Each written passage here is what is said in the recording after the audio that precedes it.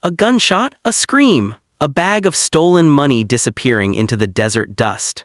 Would you have the courage to chase the men who did it? Today you will find out, and you will practice your English while you do it. Welcome back to English Easy Practice. Today we have a brand new short story for you, and this one is bigger, longer, and more exciting than ever before. First, you will listen to the whole story from beginning to end. After that, you will hear many simple questions about the story one at a time. Try to answer every question out loud in English using your own voice. This is the fastest way to improve your speaking skills. Don't just listen quietly, speak. Even if you make mistakes, keep speaking. That is how real learners improve. If this is your first time here, welcome. If you are back again, welcome back, my friend. Get comfortable, take a breath, and let's begin our story. There was a man, his name was Henry. Henry was a tall man with a brown hat and a long coat. He liked quiet towns, honest work, and a good cup of coffee in the morning. On this particular day, Henry was traveling by train across a wide, dry, golden countryside. The train was old and slow, and it made a gentle, rhythmic sound as it rolled along the tracks. Henry looked out of the window and watched the hills pass by, one after another, like waves in a still, dusty sea. After many hours of traveling, the train finally began to slow down. Henry heard the driver call out the name of the next stop. He got off the train at the West Town station. The station was small, with a wooden roof and a single bench where an old dog was sleeping peacefully in the shade. Henry stepped down onto the platform, picked up his bag, and looked around. He did not stay at the station for long. Instead, he walked toward the center of town. He went to Wild West Town, a lively little settlement full of wooden buildings, horses tied to posts, and dust rising gently from the dry earth beneath his boots. As he walked down the main street, he noticed something interesting. Everyone seemed happy. Children were laughing and playing near the water well. Shopkeepers were smiling as they arranged their goods. Two old men sat on a porch, talking and chuckling about something only they understood. It was the kind of happiness that makes a stranger feel welcome the moment he arrives. Henry smiled to himself. He thought, this seems like a good town, so he went to the saloon to celebrate it. The saloon had wide wooden doors that swung open easily, and the smell of coffee and fresh bread drifted out into the street. Henry walked inside, sat down at the long wooden counter, and ordered a drink. He wanted to relax after his long journey and enjoy the friendly atmosphere of Wild West Town. But before he could even take a sip, he saw that a nervous man was running towards him. This man was breathing heavily, his hat had fallen off somewhere along the way, and his eyes were wide with fear. He pushed through the saloon doors and rushed straight to Henry, as if he somehow knew that Henry was the kind of man who could help. The nervous man grabbed the edge of the counter to steady himself. He told Henry that there was a bank robbery. His voice was shaking as he explained that a group of masked men had ridden into town just minutes earlier, broken into the bank, taken bags full of money, and escaped on their horses before anyone could stop them. The whole town, which had been so joyful just moments before, was now filled with worry and confusion. Henry was very sad and angry. Sad because he had just arrived in this friendly little town and already something terrible had happened. Angry because he could not stand the thought of dishonest men stealing from hardworking, innocent people. He stood up from his chair, his drink forgotten on the counter, and made a decision right there in the saloon. He wanted to find the robbers. But Henry also knew his own limits. He was a capable man, but chasing armed criminals across the wide, dangerous countryside was not something he could do by himself. He turned to the nervous man and said, quite seriously, I want to find the robbers, but I can't do it alone. I need a strong and wise partner. Someone who can shoot straight, think clearly, and stay calm when danger appears. Do you know anyone like that? The nervous man thought for a moment, and then his face lit up with a small flicker of hope. He told Henry, I know someone, come with me. Without wasting another second, the two of them left the saloon and walked briskly through the dusty streets of Wild West Town. They went to a shooting range at the edge of town, where the sound of gunfire echoed steadily against the wooden fences. Bottles and targets were lined up along a low wall, and one by one they were falling, hit with incredible precision. The nervous man pointed toward the shooter. The man showed a blonde woman standing calmly with a pistol in her hand, reloading with practiced, confident movements. He said, this is Bonnie, she never misses a shot, you can trust her. As if to prove his words, Bonnie raised her pistol one more time, fired at a distant bottle sitting on a fence post, and shattered it instantly without even blinking. Henry watched in silence, genuinely amazed by her skill and composure. Henry was impressed. He walked closer, introduced himself politely, and explained everything to her: the robbery, the stolen money, the fear in the town, and his plan to chase down the criminals responsible. Hello, are you enjoying the story so far? If you are, please give this video a like. It truly helps our channel grow, and it takes just 1 second of your time. Now back to Henry and Bonnie. Bonnie listened carefully to every word Henry said. She did not ask many questions. She simply nodded, checked her weapon one final time, and looked Henry directly in the eyes. She agreed to help Henry. There was no hesitation in her voice, only quiet determination. From that moment, the two of them were partners, united by a single goal: catching the robbers and returning the stolen money to its rightful owners. They prepared their horses and set off, riding out of Wild West town just as the afternoon sun began to lean toward the horizon. The dry wind blew against their faces, and the wide landscape stretched out endlessly before them, full of rocks, dry grass, and distant hills that shimmered faintly in the heat. After riding for quite some time, following tracks left in the dust by fleeing horses, they finally saw the robbers in the distance. There were 4 of them, riding hard, their bags of stolen money bouncing against their saddles. The robbers were crossing a rope bridge that stretched dangerously over a deep, rocky canyon. The bridge swayed slightly with every step their horses took, and below it, a thin river glimmered far, far down at the bottom of the gorge. Then the robbers saw Henry and Bonnie approaching from behind. Panic flashed across their faces. Without any hesitation, one of them pulled out a knife and quickly cut the ropes holding the bridge together. The wooden planks fell away in pieces, tumbling down into the canyon below, and within seconds the bridge was completely destroyed, leaving nothing but empty air between the two sides of the cliff. For a moment everything seemed to freeze. Dust drifted lazily through the air, small stones tumbled down into the canyon, and the sound of the robbers' laughter faded slowly into the distance. Henry and Bonnie pulled their horses to a sudden stop at the very edge of the broken path. They stared across the gap in frustration, watching the robbers ride further and further into the distance, laughing at their clever escape. Henry clenched his fists, frustrated at how close they had been just moments earlier. But Bonnie remained calm, as she always did in difficult moments. She dismounted, walked slowly along the edge of the cliff, and looked around carefully. After a short search, she noticed something useful: a narrow trail leading down and around the canyon, half hidden behind a cluster of dry bushes. Henry and Bonnie had to take another road. This alternative path curved down along the side of the canyon, crossed a shallow stream, and wound its way back up through a rocky pass on the other side. It was clearly a longer journey, but it was the only option they had. Without wasting time complaining, they turned their horses and began the difficult ride along this new route. The new road was longer and much more tiring than the direct path they had originally planned to take. The sun slowly sank behind the hills as they rode, painting the sky in soft shades of orange, pink, and deep purple. By the time darkness fully settled over the land, both Henry and Bonnie knew they needed to stop and rest before continuing their pursuit at first light. As the temperature dropped and the wind grew sharper, they began searching for a safe place to camp. They found a sheltered spot near some large rocks, protected from the wind on 3 sides, gathered dry wood scattered across the ground, and built a small fire that crackled warmly against the cool night air. As the stars began to appear one by one across the dark sky, Henry and Bonnie sat close to the fire, sharing a simple meal of bread and dried meat from their saddlebags. To pass the time and calm their nerves after such a stressful day, they spent the night playing instruments by the campfire. Henry pulled out a small harmonica he always carried in his coat pocket, and Bonnie surprised him by producing a small wooden flute from her bag. Together they played soft, simple tunes that echoed gently across the quiet countryside, mixing with the crackling of the fire and the distant call of a night owl somewhere in the darkness. For a little while, despite the danger surrounding them, there was a strange and peaceful calm between the two partners.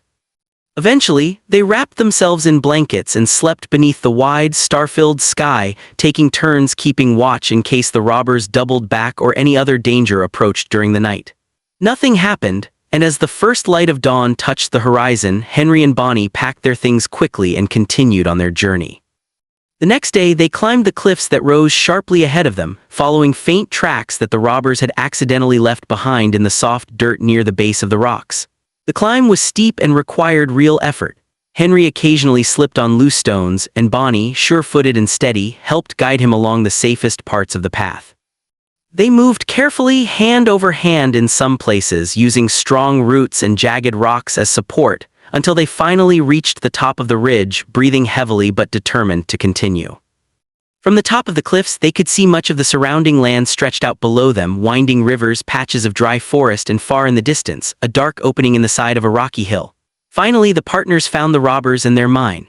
It was an old, abandoned mining site with broken wooden supports, rusted equipment, and a wide tunnel entrance that disappeared into darkness. They paused at the top of the ridge for a moment, catching their breath and studying the layout of the old mining site below. Then Henry and Bonnie tied their horses a safe distance away and approached the mine carefully and quietly, staying low and using boulders for cover, careful not to make even the smallest sound that might give away their position. They went inside the mine, where the air immediately grew cooler and the light grew dimmer with every step. Wooden beams held up the rocky ceiling above them, and old lanterns hung from rusty hooks along the walls, though most of them were unlit and forgot. Henry followed the noise. Somewhere deeper inside the tunnel they could hear voices, the clinking of tools, and the occasional muffled laugh. Henry moved slowly, careful not to knock over any loose stones or make any sudden sound that might alert the robbers to their presence. Bonnie stayed close behind him, her pistol ready in her steady hand, her eyes scanning every shadow along the tunnel walls. As they turned a corner deep inside the mine, Henry and Bonnie found the robbers while they were preparing explosives. The four men were gathered around a small wooden table, carefully arranging sticks of dynamite, clearly planning to use the explosives to break through a hidden section of rock, perhaps hoping to reach an old vault or a secret passage rumored to lie deeper within the mine. This was the moment Henry and Bonnie had been waiting for. Bonnie signaled silently, and together the two partners moved into position. Henry stepped out first, his voice firm and steady as he announced their presence, ordering the robbers to stop immediately and surrender. The robbers spun around in shock, clearly not expecting anyone to have followed them this far, especially not after they had destroyed the bridge behind them. For a tense moment, nobody moved. Then one of the robbers reached quickly for his weapon, but before he could even lift it, Bonnie fired a precise warning shot that struck the wooden table beside him, sending splinters flying into the air. Her message was clear. Resistance would not be tolerated, and she would not miss again if given the reason to shoot. Faced with Bonnie's incredible accuracy and Henry's calm but firm resolve, the robbers slowly raised their hands in defeat. One by one, they were tied securely with rope that Henry had carried in his saddlebag, and the stolen money, still packed neatly in cloth sacks, was recovered from where it had been hidden near the explosives. They caught the robbers and handed them over to the police, who had been alerted by riders sent ahead from Wild West Town once news of the chase had spread. The sheriff and his deputies arrived just as Henry and Bonnie were leading the tied-up robbers out of the mine and back down toward the main road, tired but triumphant after their long and difficult pursuit. The ride back to town felt completely different from the tense, uncertain journey they had made just a day earlier. The sun was warm, the sky was clear, and even the tied-up robbers riding behind them seemed to accept quietly that their scheme had finally come to an end. When they finally returned to Wild West Town, word of their success had already traveled ahead of them, carried by a fast rider who had seen them coming down from the hills. Everyone in the town was so happy. People gathered along the main street, cheering and clapping as Henry and Bonnie rode in, leading the captured robbers behind them on a short length of rope. Children ran alongside the horses, waving their hands and shouting excitedly, while shopkeepers stepped out from behind their counters just to catch a glimpse of the two heroes. The bank manager rushed forward out of breath, to personally thank them for recovering the stolen money, shaking both of their hands firmly and repeatedly. The same nervous man who had first approached Henry in the saloon stood at the front of the crowd, no longer nervous at all, but smiling widely with relief and gratitude, as if a heavy weight had finally been lifted from his shoulders. That evening the whole town gathered once again at the saloon, but this time there was nothing to fear.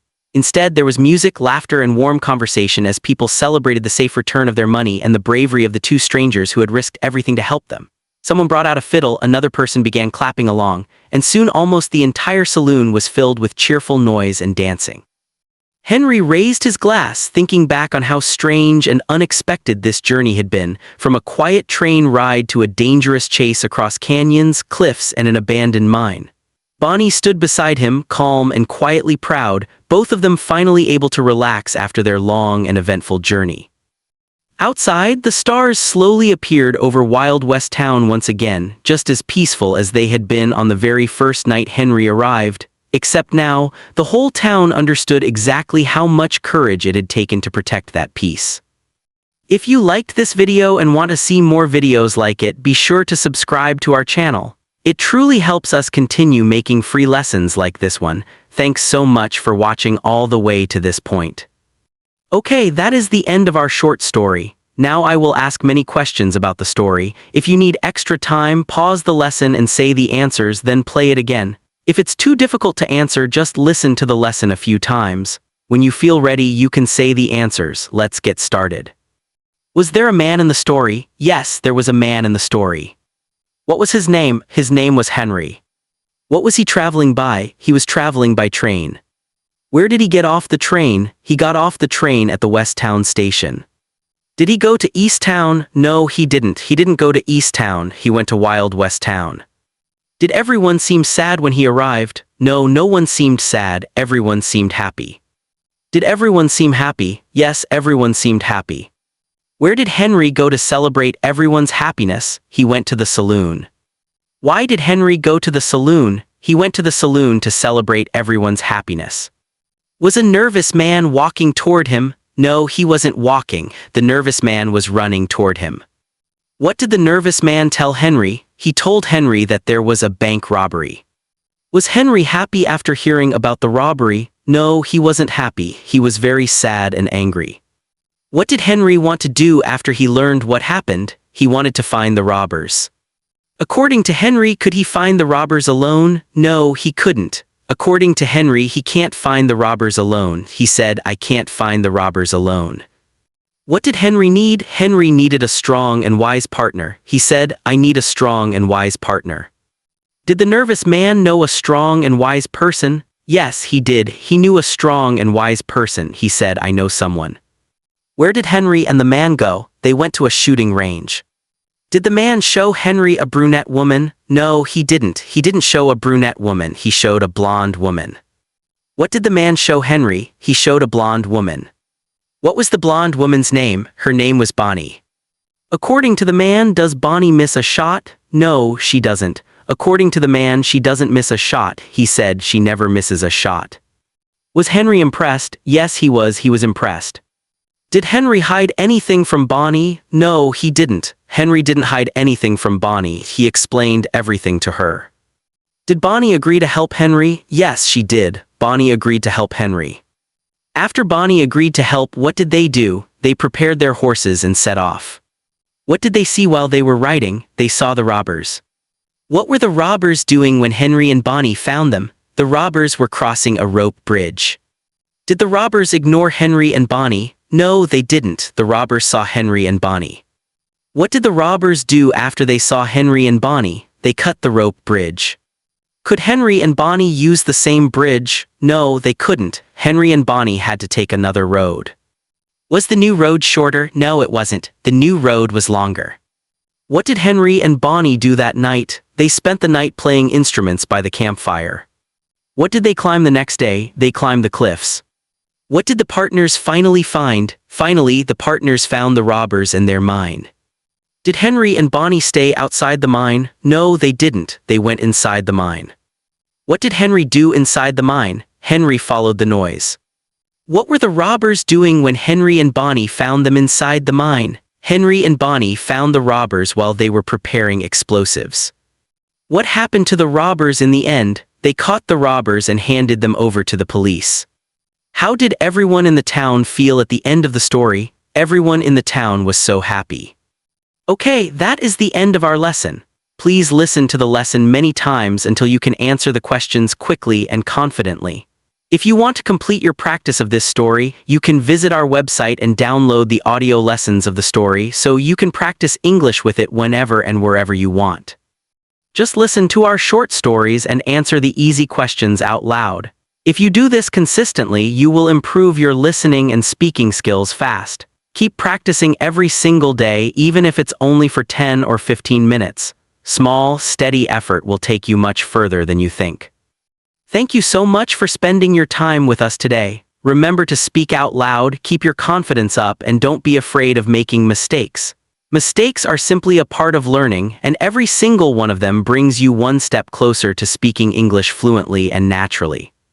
That's all for now. See you very soon in our next English speaking practice lesson with a brand new story, brand new questions, and another great opportunity to improve your English, one sentence at a time.